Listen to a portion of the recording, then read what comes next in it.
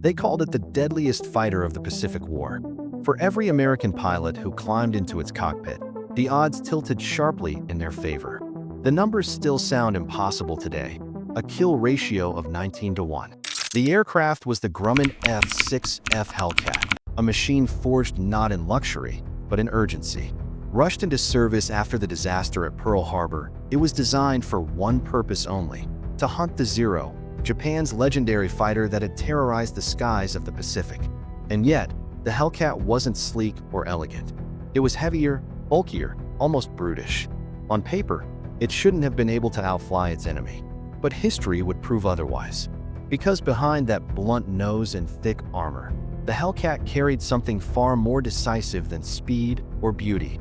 It carried America's last chance to claw the war back from disaster. What followed was not just a clash of machines, but of men, desperate dogfights fought at knife-edge distances, the smell of gasoline and gunpowder choking the air, the ocean below littered with burning wreckage. The Hellcat didn't just match the Zero, it buried it. And in doing so, it turned the tide of an entire war. But the truth behind its rise, and the cost paid by the pilots who flew it, is far stranger and far more brutal than the legend suggests. In 1942, the Pacific was a vast graveyard in the making. Stretching from the steaming jungles of New Guinea to the endless coral atolls of the Central Pacific, it was a battlefield measured not in miles, but in oceans. Every island was a stepping stone, every runway a knife at the enemy's throat. Whoever controlled the skies above these scattered specks of land would control the sea lanes, and whoever controlled the sea lanes would decide the fate of the war. At the start, it was Japan's empire that held the advantage. Its navy thundered across the Pacific like a tidal wave, sweeping up territories with alarming speed. The Philippines, Malaya, Singapore, Burma. Each conquest tightened a noose around the Allies, cutting supply routes and isolating entire garrisons. And overhead, the Japanese Zero reigned supreme, fast, agile, and seemingly untouchable. American pilots who dared face it often never returned. For the United States, the stakes were existential. A nation stunned by the attack on Pearl Harbor suddenly faced the terrifying prospect of a Pacific dominated by Japan. If Japan secured the islands and held the skies, American reinforcements would never reach the front. Australia might fall next. The war in Europe could become unwinnable. The Pacific was not just a theater of war. It was a chessboard with pieces scattered across thousands of miles of open water, where every move came at a cost of blood and steel.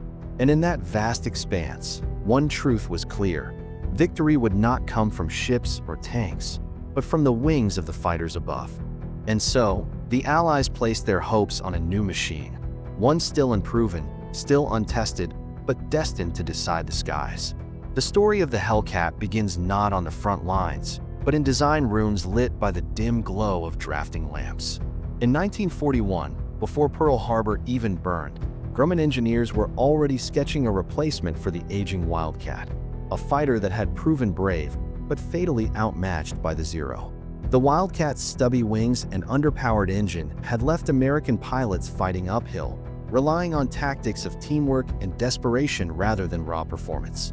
What the US Navy needed was something bigger, stronger, deadlier, a weapon built for the brutal carrier wars unfolding in the Pacific. The man tasked with making it real was Leroy Grumman, a former Navy pilot himself, whose company was known for rugged, no-nonsense aircraft. His philosophy was simple: build planes that bring pilots home. While Japan's designers crafted elegant machines with razor-thin margins, Grumman built flying fortresses of steel. In secret workshops on Long Island, engineers bolted together prototypes of a plane that could take punishment and keep fighting, an aircraft that could shrug off bullets, dive hard, and still climb back into the fight. Meanwhile, across the Pacific, intelligence failures plagued both sides. Japanese commanders believed their Zero was invincible, dismissing reports that American engineers were already closing the gap. US intelligence, for its part, underestimated the sheer skill of Japanese aviators, many of whom were veterans of China's long and bloody skies. The result was a war of assumptions, each side confident, each side blind to the storm about to break. By mid-1942, the first Hellcats rolled off assembly lines, untested in combat, but urgently needed. Training units scrambled to prepare pilots fresh out of flight school. Many had barely 100 hours in the air before they were ordered to the Pacific. Their orders were stark: learn fast or die faster. On the carriers themselves, preparations carried a ritual weight. Deck crews fueled and armed the new planes under a baking tropical sun. Pilots, young men in leather jackets and goggles, walked the decks with forced calm, memorizing procedures, running fingers over bullet belts and bomb latches. Radios crackled with clipped orders. Chaplains offered hurried prayers. Letters were written home with the quiet knowledge that many would never arrive. And yet, in the hours before battle, a strange calm often settled. The sea stretched wide and deceptively serene, the horizon glowing orange in the dusk. Men smoked in silence, their thoughts heavy, their stomachs empty. Somewhere out there, across hundreds of miles of open water, enemy carriers prowled, and with them, squadrons of Zeros eager to finish what they had started at Pearl Harbor. The Hellcat sat lined along the deck, engines still cold, wings folded tight like sleeping predators. But the silence would not last. Within hours, the first test of blood and fire was coming. The Hellcat's baptism came in 1943 as American carriers pushed deeper into enemy waters. The first encounters were not sweeping battles, but tense, probing strikes. Raids against island fortresses where jungle met ocean in a curtain of green and blue. The weather itself was often the first enemy. Sudden squalls rolled across the Pacific without warning, drenching cockpits and blinding visibility. Pilots who had trained under clear skies over California now found themselves swallowed by tropical storms, their compasses spinning, their wings battered by crosswinds. When contact finally came, it was sharp and brutal. The Japanese had not grown complacent. Though their Zero was older now, their tactics remained deadly. They fought with ambushes, climbing high above the clouds, then swooping down in packs, their guns flashing before vanishing back into the sun. Many young Hellcat pilots never saw their killers until the cockpit glass shattered around them. At Macon, Tarawa, and the Marshall Islands, the reality of Pacific warfare set in. Carrier groups would launch strike after strike against airfields cut into coral, only to discover that Japanese defenders had tunneled deep into the earth, immune to bombs and artillery. The landings that followed were nightmares. Marines clawing ashore under machine gun fire while Hellcats strafed overhead, their wings almost brushing the palms. Even when air superiority seemed won, the Japanese counterattacked with fanatical resolve, suicide charges on the beaches, night raids against anchored carriers, and lone Zero pilots willing to crash into anything American. And yet, there were flashes of hope. Reports began to circulate among the squadrons. Hellcats were surviving hits that would have torn a Zero apart. Pilots bailed out of burning planes and lived to fight another day. For the first time, American aviators felt they had a machine that could stand toe-to-toe with Japan's best. Small victories piled up, a Zero shot down here, an enemy bomber intercepted there.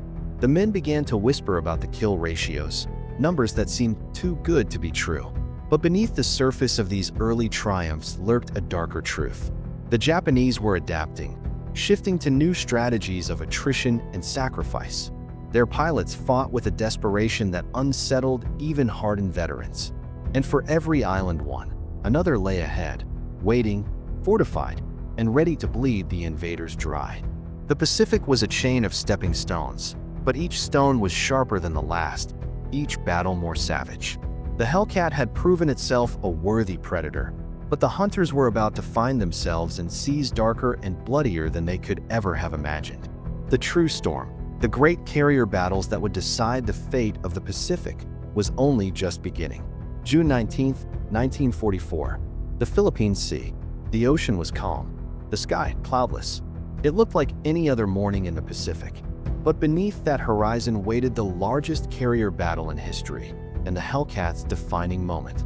Before dawn, radar screens aboard American carriers flickered to life. Blips, dozens, then hundreds. The Japanese fleet had launched a massive strike, wave after wave of aircraft rushing east. Their goal was simple: crush the American carriers, retake the Pacific skies, and shatter the momentum of the Allied advance. The order went out. All fighters launch. Engines roared across the decks. Hellcats shot forward, wheels barely clearing the edge of the carriers before climbing into the morning light. Inside each cockpit, young pilots tightened their grips on control sticks, sweat stinging their eyes beneath leather helmets. They could already hear the chatter of radios, frantic, overlapping, clipped with fear. And then, contact. Black dots appeared against the blue. The Japanese came in fast. Zeros, Vals, Judas, fighters and dive bombers escorting one another in a single deadly swarm. Their engines wailed like hornets. Sunlight flashed off canopies. And in seconds, the air erupted. Tracer rounds stitched the sky. Cannon shells tore holes through wings. The air smelled of burning oil and cordite. Hellcats dove into the melee, their 6.50 caliber Browning machine guns spitting fire. Each gun fired at 800 rounds per minute. Together, they unleashed streams of lead so thick they seemed to carve walls in the air. A single burst could shred a Zero's fragile frame, fuel tanks erupting in flames. Pilots watched enemy planes disintegrate before their eyes, metal and flesh scattering into the sea below. But the Japanese did not break. They came on in waves, disciplined, desperate, and unafraid to die. Dive bombers shrieked toward the carriers, pulling up at the last second to release payloads. Some pilots, wounded or out of ammunition, rammed their planes directly into American ships, turning themselves into weapons. The horizon burned with falling wreckage. In the chaos, the sky itself seemed alive, a storm of engines, wings, smoke trails twisting into spirals of death. Pilots screamed into radios before being cut off mid-sentence. Cockpits filled with smoke. Oxygen masks reeked of sweat and gasoline. And yet, the Hellcat held its ground. Its armor absorbed punishment. Its heavier frame gave it stability in dives where Zeros shook apart. For every American plane that fell, 10 Japanese followed. Pilots began to realize it. The impossible was happening. The invincible Zero was dying.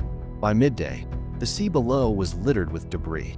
Burning oil slicks stretched for miles.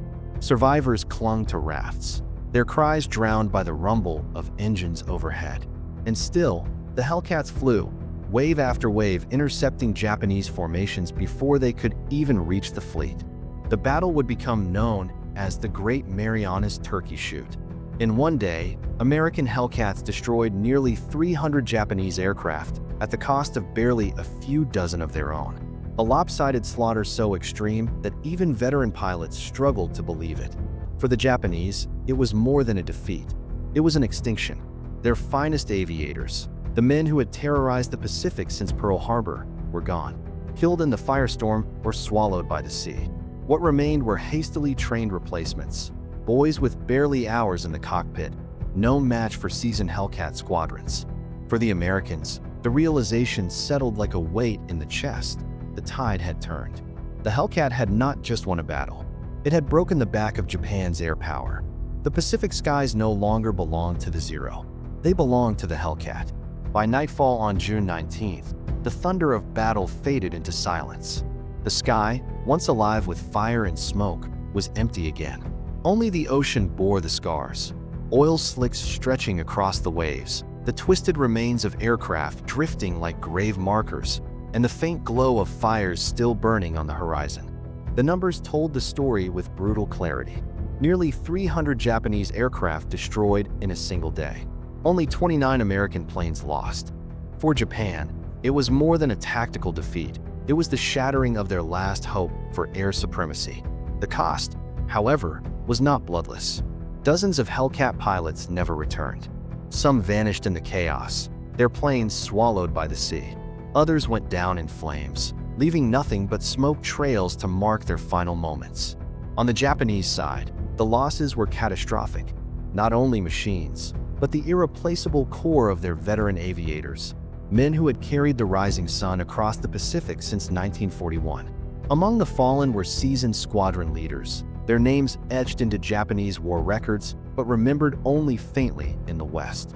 For the Americans, figures like David McCampbell, who scored 7 kills in a single sortie, became legends overnight. Yet even he later admitted that behind the numbers lay a grim truth. It was less a battle, more an execution. The immediate consequence was undeniable. With their air wings crippled, Japan's carriers became hollow shells. dangerous in appearance but powerless without trained pilots. Within weeks, the U.S. launched amphibious assaults on Saipan, Guam, and Tinian, islands that placed American bombers within striking distance of Japan itself. The Hellcat had done more than win a battle. It had opened the door to the endgame of the Pacific War. But for those who survived, the silence after the guns cooled was heavy. Victory had been overwhelming, but it came with the haunting knowledge that thousands had fallen in a single day, and that worse was still to come. The Hellcat's war was brief, but devastating. In just 2 years of combat, it claimed more than 5,000 enemy aircraft, more than any other Allied fighter in the Pacific. Its kill ratio of 19-1 remains one of the most lopsided in aviation history. But behind those numbers lay something deeper, a weapon that changed the rhythm of a war once thought unwinnable. For Japan, the loss at the Philippine Sea was irreversible. Without its veteran aviators, the empire could no longer contest the skies. Every battle that followed, Leyte Gulf, Iwo Jima, Okinawa, unfolded under the shadow of American air dominance. The carrier, once a dueling weapon, became a floating fortress, untouchable beneath the wings of the Hellcat. History remembers the Hellcat not for elegance, but for survival. It was not the fastest, nor the most graceful machine of its age, but it was relentless, dependable, and deadly, the kind of aircraft that brought its pilots home and carried a nation forward. And yet, for the men who flew and fought, the legacy was not only victory, but memory. The roar of engines, the smell of burning fuel, the faces of comrades who never came back. The Pacific War ended in fire, but the silence after belonged to the Hellcat. A silence that still hangs, heavy and unbroken, over the waters where so many fell.